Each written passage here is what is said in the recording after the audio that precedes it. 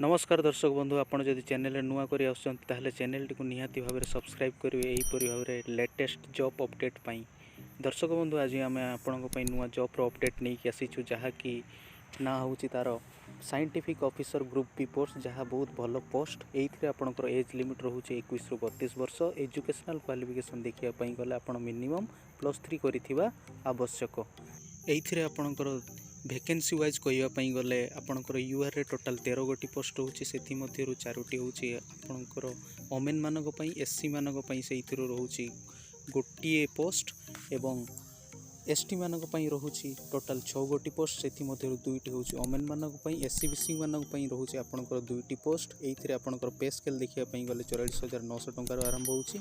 Online application date देखापी गले आपंकर 4/3/2021 आरंभ होची एवं 5/4/2021 शेष होची।